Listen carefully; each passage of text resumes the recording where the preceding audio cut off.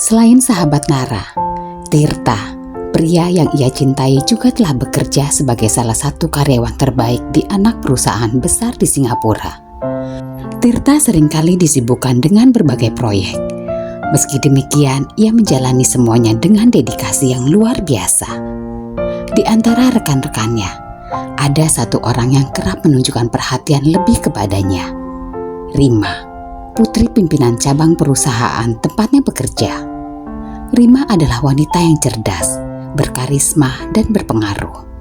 Statusnya sebagai putri dari pimpinan cabang membuatnya memiliki pengaruh lebih di kantor. Namun kemampuannya dan kecerdasannya adalah daya tarik tersendiri. Semakin sering mereka bekerja bersama, perasaan Rima pada Tirta pun semakin berkembang. Ia mengagumi ketekunan, ketulusan, dan cara Tirta memperlakukan setiap orang dengan hormat. Namun ada satu hal yang selalu menghalangi langkah Rima. Tirta sudah memiliki kekasih. Meski tahu itu, Rima tidak bisa menahan perasaannya. Ia memanfaatkan posisinya untuk menciptakan lebih banyak kesempatan agar bisa berada di dekat Tirta.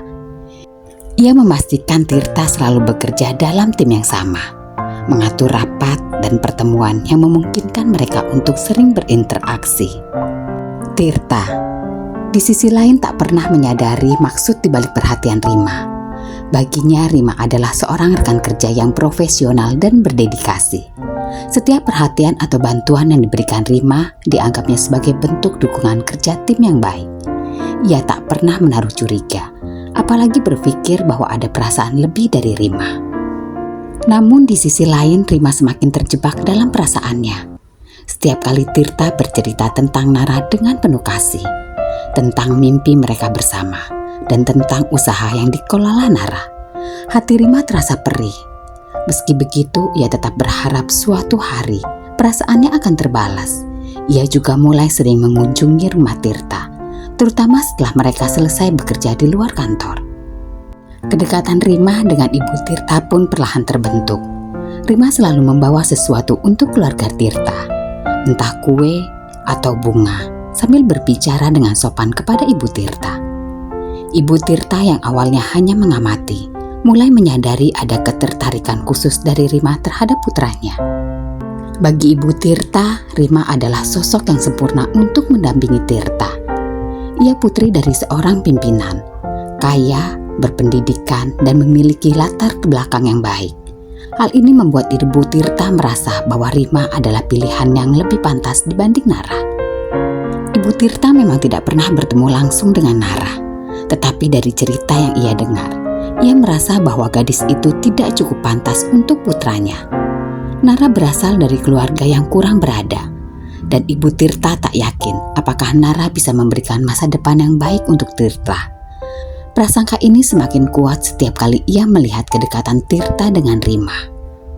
Suatu malam Tirta memutuskan untuk berbicara dengan ibunya.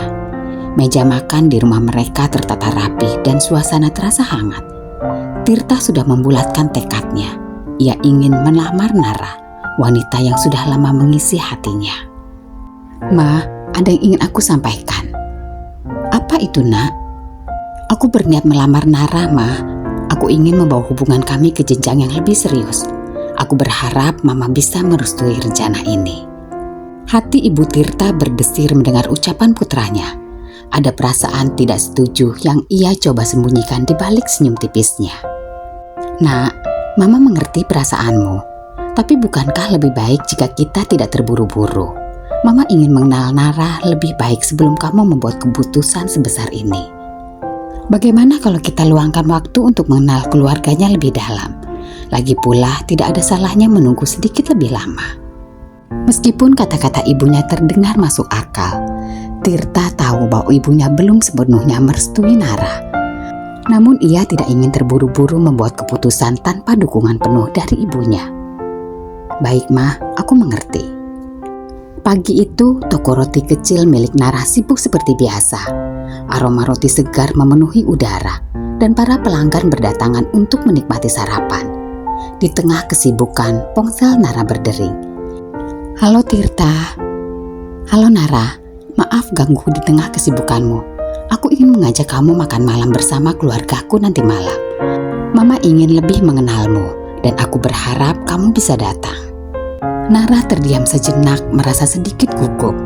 Ia tahu betapa pentingnya makan malam ini, tapi ada kekhawatiran yang menghantui dirinya.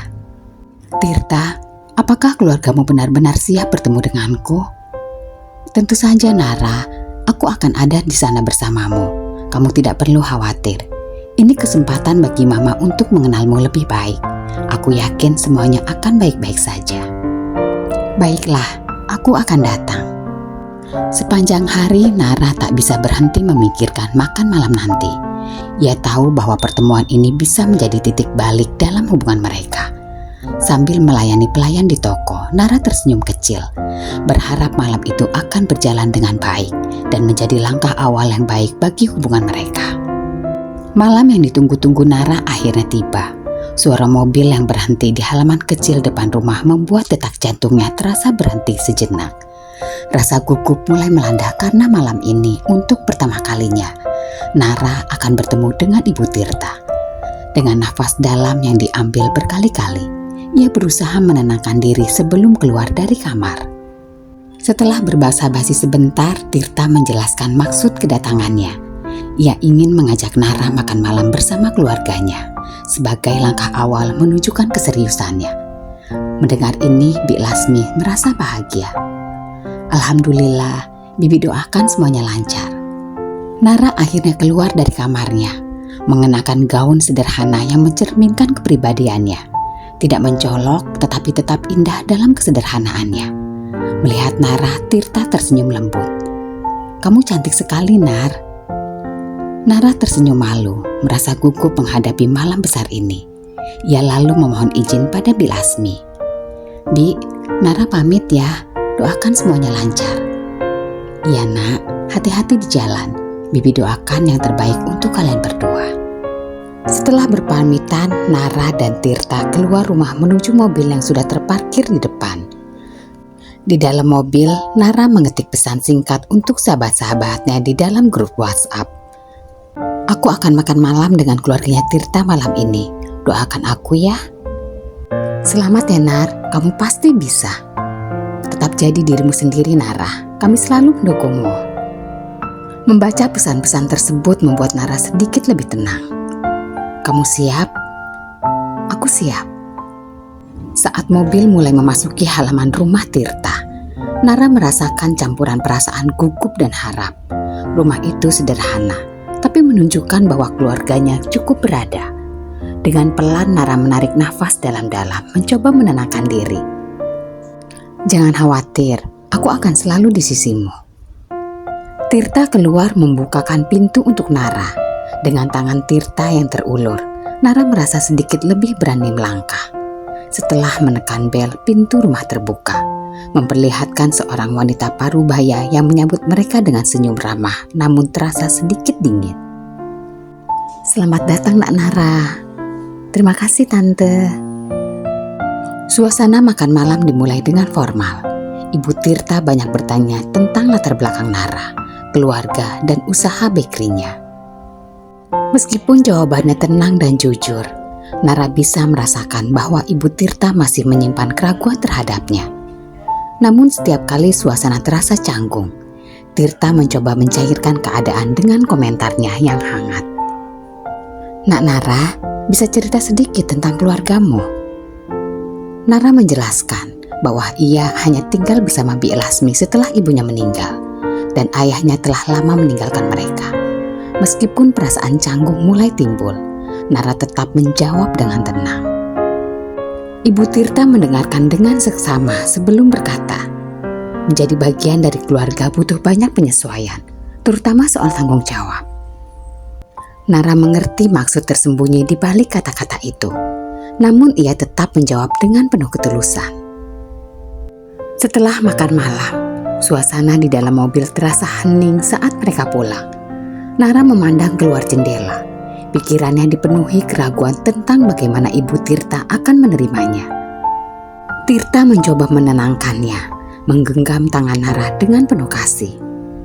"Jangan khawatir Nara, kita akan menghadapi ini bersama." Sesampainya di depan rumah, Tirta berhenti. Aku cinta kamu, Nara. Apapun yang terjadi, aku akan selalu ada di sisimu. Nara menatapnya, hatinya dipenuhi rasa syukur dan cinta. Aku juga cinta kamu, Tirta. Keesokan paginya, Nara memutuskan untuk berziarah ke makam ibunya.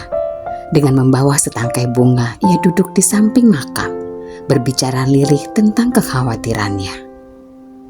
Bu, aku merasa takut. Takut tidak bisa diterima oleh Ibu Tirta. Tapi aku sangat mencintai Tirta. Apa yang harus aku lakukan? Air mata mengalir di pipinya saat ia melanjutkan keluh kesahnya. Meskipun ibunya sudah tiada, Nara merasa ada kekuatan yang datang setiap kali ia berbicara di tempat ini. Setelah beberapa saat, ia bangkit dengan hati yang lebih tenang, bertekad untuk terus berjuang demi cintanya pada Tirta. Dengan semangat baru, Nara kembali ke toko kecilnya, siap menghadapi tantangan apapun yang akan datang. Baginya ini bukan hanya tentang memenangkan hati Ibu Tirta, tetapi juga tentang membuktikan bahwa dirinya cukup baik dan layak untuk menjadi bagian dari masa depan Tirta.